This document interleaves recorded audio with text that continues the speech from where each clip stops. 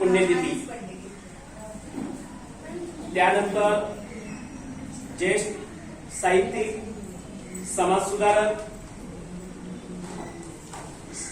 अण्णाभाऊ साठे यांची जयंती आणि या जयंतीच्या निमित्तानं आजच्या कार्यक्रमाचे अध्यक्ष, आपल्या विद्यालयाच्या मुख्याध्यापिका आदरणीय कबड्डी मॅडम, सर्व उपस्थित सर्व शिक्षक, विद्यार्थी मित्र, आपण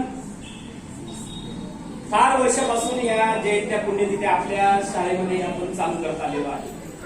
काही मधला कालखंड असेल, त्या मधल्या कालखंडामध्ये त्या थोड्याशा बंद झालेल्या होत्या. मी बोलतोय ना.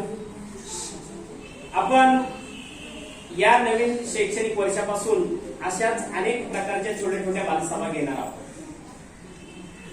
त्या का साजरे करायच्या मित्रांनो? या राष्ट्रपुरुषांच्या जयंत्या पुण्यतिथी आपण का साजरे करायचे? चिंचोले बोलण्यासाठी, गप्पा मारण्यासाठी नाही. तुम्हाला माहित आहे आपला भारत देश 150 वर्ष पारतंत्र्यामध्ये होता. किती वर्ष?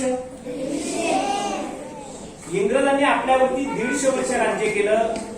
आपल्यावरती जुलूम, अत्याचार, अन्याय केलेला होता आणि त्या अन्यायामधून आपला देश स्वतंत्र करण्यासाठी ज्या महापुरुषांनी बलिदान दिलं, ज्या महापुरुषांनी आपला त्याग केलेला आहे, आपलं योगदान दिलेलं आहे, त्यांची काहीतरी आठवण आपल्या मनामध्ये पाहिजे आणि म्हणून आपल्याला त्यांची आठवण म्हणून या जयंत्या पुण्यतिथ्या साजरे करायच्या आहेत.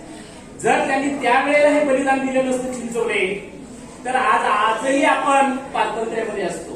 तुम्हाला हे जे बोलायला आज इथे मिळतं, आम्हाला इथं वावरायला मिळतं, हे मिळालं नसतं.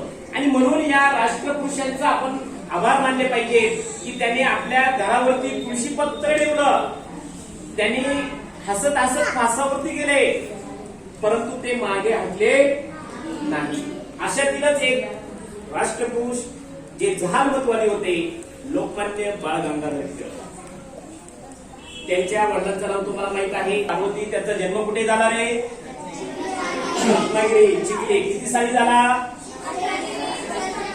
23 जुलै 1856 आणि त्यांचा मृत्यू झाला 1 ऑगस्ट बरोबर 1920.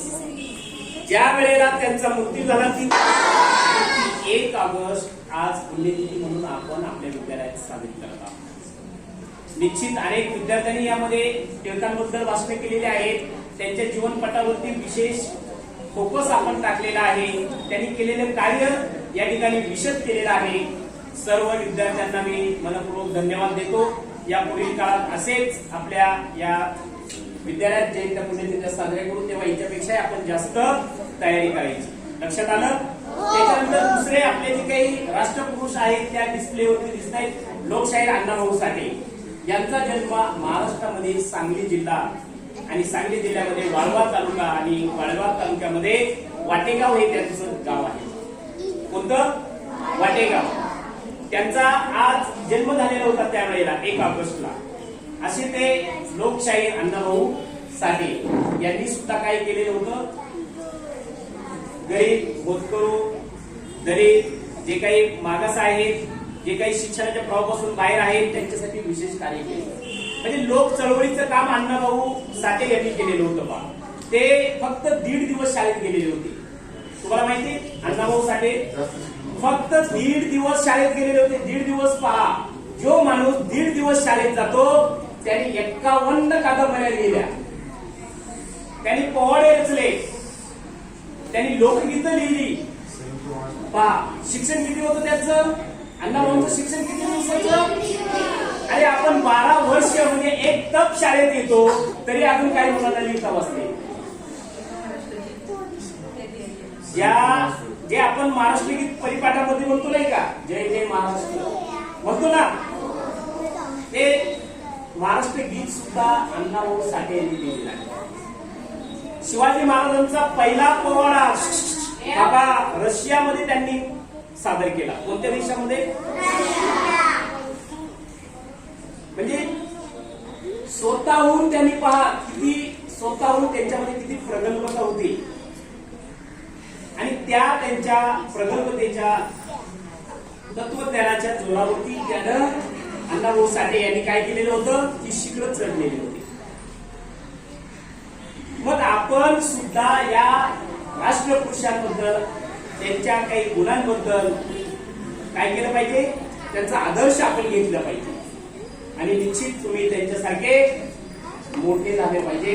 कोणी लेखक झाला पाहिजे, कोणी शाहीर झाला पाहिजे, कोणी मोठा शास्त्रज्ञ झाला पाहिजे, बरोबर की नाही.